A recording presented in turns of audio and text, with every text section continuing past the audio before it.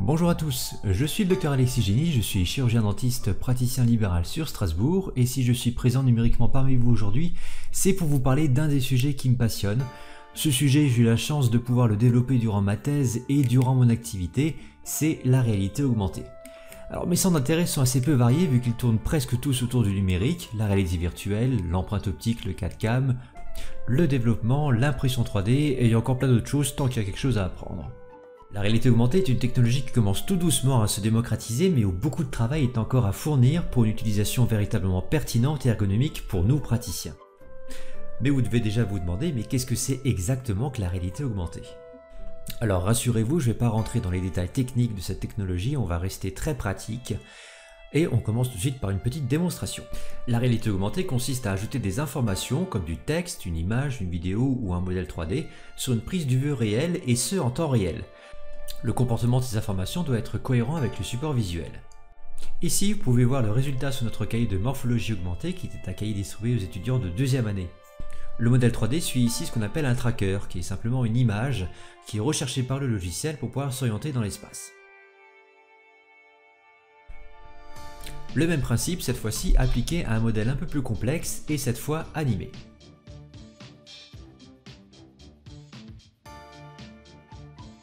Voyons maintenant quelques applications concrètes de la réalité augmentée en dehors du milieu dentaire. Si vous vous rendez à l'abbaye de Jumièges en Normandie, il vous sera possible à l'aide d'une tablette de superposer des vues en 3D à la vision des vestiges actuels et découvrir ainsi la reconstitution de l'abbaye telle qu'elle était avant sa destruction.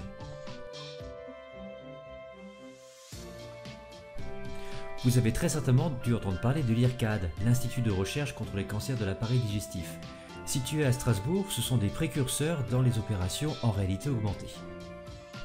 Ici, vous voyez donc le modèle du foie qui a été reconstruit en 3D, qui est superposé à la prise de vue réelle. Les déformations sont elles aussi appliquées en temps réel et simulées sur le modèle 3D, et le chirurgien peut donc savoir en tout temps quels sont les éléments intéressants pour lui. Toujours à l'IRCAD, vous voyez cette fois-ci projeter directement sur l'abdomen du patient la projection des différents instruments ainsi que la position des organes. Et là, je pense que vous commencez à vous faire une petite idée de ce que peut apporter cette technologie dans notre métier. Voici un concept qui a été proposé par la société Capanu ou Capanu, je ne sais pas comment ça se prononce, en tout cas c'est suisse, d'une application de mock-up en réalité augmentée. Alors je n'ai pas eu le produit en direct, il n'y a que cette vidéo qui a été publiée sur leur site et je n'ai pas trouvé d'autres présentations. Et donc je ne sais pas si ce produit est utilisable en l'état ou si c'est simplement une vidéo promotionnelle, mais il faut avouer que le concept est quand même séduisant. Alors ensuite je vais vous présenter quelques concepts que j'avais réalisés dans le cadre de ma thèse, depuis on a fait quelques progrès mais je vous les présenterai par la suite. Le principe est simple, à partir du moment où vous avez un modèle 3D et que vous pouvez l'enrichir d'informations, ou même sans l'enrichir d'informations, vous pourriez le superposer avec un modèle réel ou même votre patient. Alors j'appelle ça des concepts, mais gardez bien à l'esprit, les photos que vous avez sous les yeux sont issues de véritables expériences de réalité augmentée. Il n'y a pas eu de Photoshop sur ces photos, mis à part le floutage des yeux et le rognage bien sûr. Sur l'image de gauche par exemple, j'avais mis en évidence les parois du sinus, ainsi qu'appliquer une légère transparence au niveau du modèle de façon à ce que je puisse les voir sous tous les angles. Sur l'image de droite, j'ai demandé à mon prothésiste de me réaliser une coupe entre guillemets parfaite pour une taille de bridge sur dent vitale. Sur l'image de gauche, j'avais simulé la présence d'une lésion au niveau de l'émergence du nerf alvéolaire inférieur. Grâce à la réalité augmentée, ces informations que vous avez normalement en amont, vous pourrez les avoir directement sur le patient. Sur l'image de droite, j'ai simulé une planification implantaire à réaliser sur cette patiente.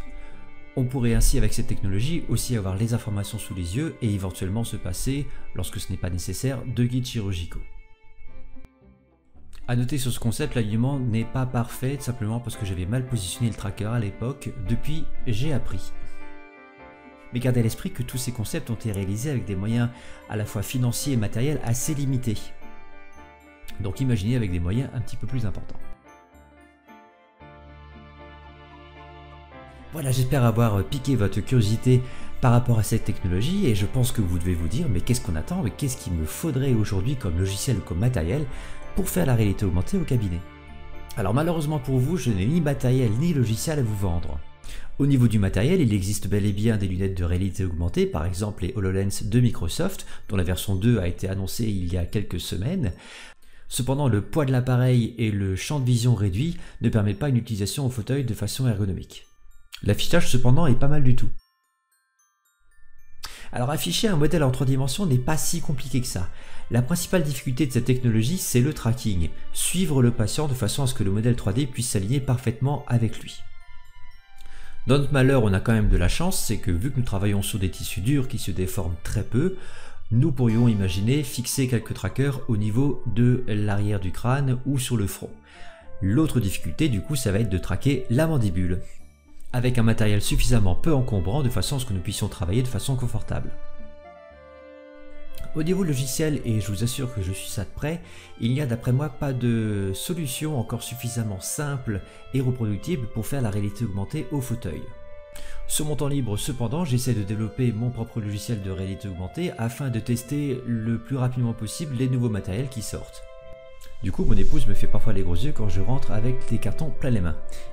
Sur cette vidéo par exemple, vous pouvez voir que j'ai utilisé des trackers du casque de réalité virtuelle HTC Vive pour traquer les mouvements de ma tête ainsi que les mouvements de ma mandibule. Le crâne issu de ce scanner n'est pas le mien, c'est pour ça que l'alignement n'est pas parfait sur ces vidéos-là. Voilà, j'espère avoir levé toute confusion aussi sur cette technologie. Bien souvent, lorsque je cherche des articles sur le sujet en dentaire, le journaliste parle en fait plus de virtualité augmentée ou de réalité virtuelle, qui sont encore deux autres technologies qui pourraient avoir un intérêt, mais qui, d'après moi, pour un clinicien, pour un praticien, sont quand même moins intéressantes. En tout cas, je vous remercie pour votre attention. Sachez que j'ai toujours un grand plaisir à faire ce genre de présentation, même si ce n'est pas en direct. Et n'hésitez pas à me contacter par mail pour toute suggestion, proposition ou question. J'essaierai d'y répondre de la manière la plus claire et complète possible. Et je vous dis du coup à tous, j'espère à bientôt.